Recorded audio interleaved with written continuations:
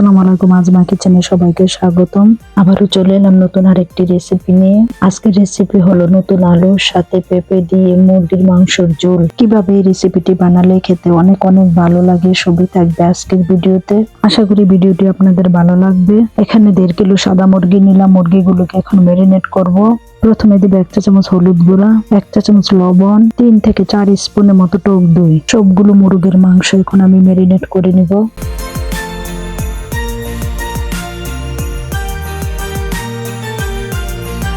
সবগুলো মাংস ম্যারিনেট করা হয়ে গেছে। এখন আমি 10 থেকে 15 মিনিটের জন্য রেস্টে রেখে দিব। এই রেসিপির জন্য একটি মশলার পেস্ট বানিয়ে নিব। এখন নিব আস্ত একটি রসুনের কোয়া, 2টি আদার টুকরা, 1 চা চামচ গোটা গোলমরিচ, 1 চা চামচ গোটা জিরা, 4টি আস্ত কাঁচামরিচ। অল্প পানি দিয়ে 4 থেকে 5 মিনিট ভিজিয়ে রাখবো। 4 থেকে 5 মিনিট পরে শিলপাটায় বেটে একটি পেস্ট বানিয়ে নিব। এখন আমি এখানে নিয়ে নিলাম নতুন আলু, 3 থেকে 4টি আলুগুলোকে এভাবে আমি টুকরো করে নিলাম। সাথে নিলাম একটি মাঝারি পেঁপের অর্ধেক। পেঁপেকে আমাদের আঞ্চলিক ভাষায় বলা হয় ফাপ্পা। এখন একটি গরম প্যানের মধ্যে দিয়ে দেবো 10 থেকে 15 স্পুনের মতো সাদা তেল। তেলটা যখন গরম হবে তখন দিয়ে দেবো সবগুলো আলু। দিয়ে দেবো 1/2 চা চামচ হলুদের গুঁড়া, 1/2 চা চামচ লবণ। এখন আলুগুলোকে হালকাভাবে ভেজে নেব, লাল লাল করে ভাজবো না। 1 থেকে 2 মিনিট আলুগুলোকে ভেজে নেব। আলুগুলো ভাজা হয়ে গেছে, এখন আমি উঠিয়ে নিব। এই তেলে আমি পেঁপেগুলোকে ভেজে নিব। পেঁপেগুলোকে আমি 1 থেকে 2 মিনিট ভাজবো। এর সাথে এক্সট্রা মশলা অ্যাড করব না। পেঁপেগুলো আমার ভাজা হয়ে গেছে, এখন আমি এগুলোকে উঠিয়ে নিব। দেখুন পেঁপের কালারটা কত সুন্দর এসেছে। এখন একটি গরম কড়াইয়ের মধ্যে দিয়ে দেবো 10 থেকে 12 স্পুনের মতো সাদা তেল। তেলটা যখন গরম হয়ে আসবে তখন দিয়ে দেবো 2টি তেজপাতা, 1টি দারুচিনি, 1 থেকে 5টি এলাচ, 1 চা চামচ গোটা জিরা। এখন আমি মশলাগুলোকে ভালো করে নেড়ে চেড়ে ভেজে নেব। মশলাগুলো ভাজা হয়ে গেলে দিয়ে দেবো 1/2 কাপ পেঁয়াজ কুচি। পেঁয়াজগুলোকে ভালো করে নেড়ে চেড়ে ভেজে নিব। পেঁয়াজগুলোকে একদম লাল লাল করে ভাজবো না। পেঁয়াজগুলো যখন হালকা বাদামি কালার হয়ে আসবে তখন দিয়ে দেব গুঁড়া মশলা, যেমন 1 চা চামচ হলুদের গুঁড়া, 1 চা চামচ মরিচের গুঁড়া, 1 চামচ ধনিয়া গুঁড়া। সাথে দিয়ে দেবো অল্প পরিমাণে পানি। আবারও নেড়ে চেড়ে মশলাগুলোকে ভালো করে কষিয়ে নিব 1 থেকে 2 মিনিট। মশলা থেকে যখন তেলটা বেশি উঠবে তখন দিয়ে দেবো শিলপাটায় বাটা মশলা পেস্ট। আবারও মশলাগুলোকে ভালো করে কষিয়ে নিব।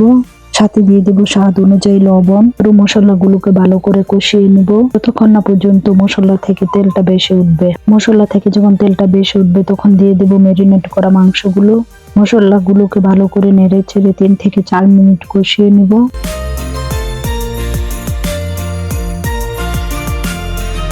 3 থেকে 4 মিনিট পরে মাংসগুলোকে ঢাকনা দিয়ে ঢেকে দেবো 7 থেকে 8 মিনিটের জন্য। চুলার আঁচ মিডিয়াম লো হিটে রান্না করব। ঢাকনাটি খোলার পরে দেখুন মাংস থেকে কত সুন্দর পানি ছেড়েছে। মাংসের এই পানি দিয়ে মাংসগুলোকে ভালো করে কষিয়ে নেব। সাথে দিয়ে দেব ভাজা আলু। আলুগুলো দেওয়া হয়ে গেলে আবারও নেড়ে চেড়ে ভালো করে কষিয়ে নেব 1 থেকে 2 মিনিট। 2 মিনিট পরে দিয়ে দেবো 1/2 কাপ গরম পানি। পানি দেওয়া হয়ে গেলে আবারও কষিয়ে নেব।